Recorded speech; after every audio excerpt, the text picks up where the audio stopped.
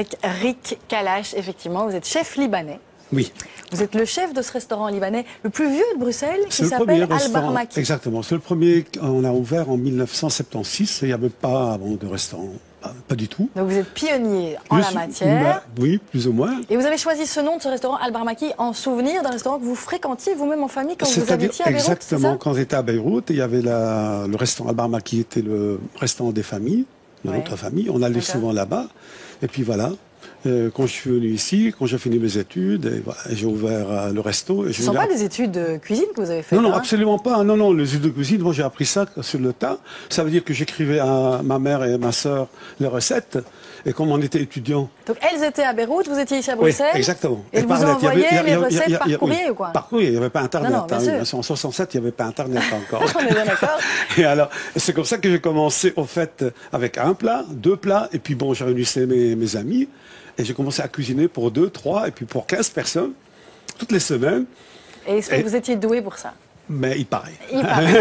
Et c'est quelque chose qu'on va découvrir aujourd'hui ensemble, mais que vous pouvez aussi découvrir, la cuisine de notre invité Rick, à l'occasion justement du Fifi, puisqu'il y a une journée gastronomique qui va se dérouler au Conrad. C'est ce 7 novembre, de midi à 20h30, l'occasion de déguster des produits libanais, des vins libanais aussi. Des vins libanais qui sont excellents. Et puis de goûter à votre cuisine, parce qu'il y aura plusieurs chefs qui seront présents. Oui, je serai là, bien sûr. Et puis il y aura aussi de la pâtisserie libanaise et des produits, un peu de produits libanais aussi. Et j'ai cru lire aussi sur Internet qu'il y avait de la musique et même, je ne sais plus, une conférence sur l'art de la table. Il va y avoir une conférence, disons, il y a un monsieur qui va présenter un livre sur la cuisine libanaise. D'accord. Qui va présenter. Voilà, pour tous les gourmands. Voilà. Et je ne sais pas si vous avez déjà eu l'occasion de goûter la cuisine libanaise, mais c'est un régal.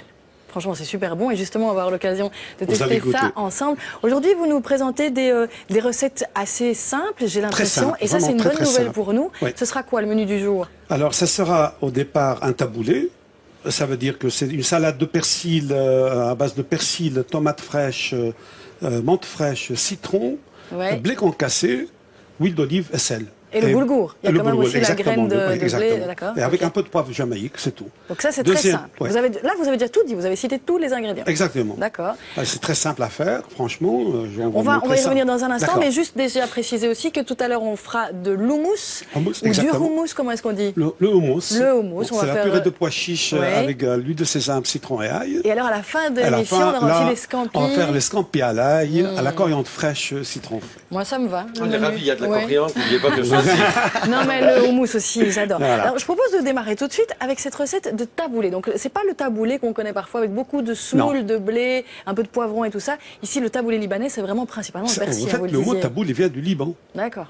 Franchement, le mot taboulé vient du Liban. Et là, quand on va un peu dans les supermarchés et tout ça, avec de la semoule, un peu de menthe fraîche et tout ça, c'est pas ça. Pas du tout. Non, pas du tout. Là, vous allez goûter, c'est autre chose que ça. Alors, en 2 mots, décrivez-nous la manière dont on va réaliser ce taboulé. Eh bien, voilà. On a pris au départ, on va prendre du persil plat qui est là. Oui. Voilà, on va le hacher menu. On l'a haché déjà. On l'a haché un tout petit peu. Vous avez évidemment un commis de luxe en la personne de Gérald. On va le verser verser là-dedans. D'accord. Et alors, on va découper la menthe fraîche. Donc, pareil. Oui, vas-y. Et ensuite, on ajoutera alors, le boulgour ou pas? Non, pas encore. Ah. On va prendre... En fait, on va déjà tout expliquer, Eric, et alors vous le ferez à votre aise durant la suite de l'émission. Donc, expliquez-nous simplement, il y aura le persil, la menthe, et puis il y aura... Les oignons coupés. Oui. Alors, des tomates. Oui. Du citron, oui. De l'huile d'olive, du sel et du poivre de Jamaïque. Mais le boulgour, on le met quand, comment? Après, alors à la fin. Ah, tout à la fin? Tout à la fin, c'est du boulgour, voilà le boulgour. Et là, il est cuit? Là, il n'est pas cuit. Le boulgour n'est jamais cuit. Le boulgour, simplement, il est trempé dans l'eau et il va gonfler tout seul. Ok. Donc, on va le placer avec tous les ingrédients. Oui, on ne met pas beaucoup, on met très peu. On met à peine 20 grammes, 25 grammes. C'est très vert, en fait, le taboulé libanais. C'est très vert, le taboulé libanais. Comme le cèdre du Liban. Voilà. Tout est vert, c'est parfait. Bon, ben, on vous laisse travailler tranquillement à ce taboulé parfumé.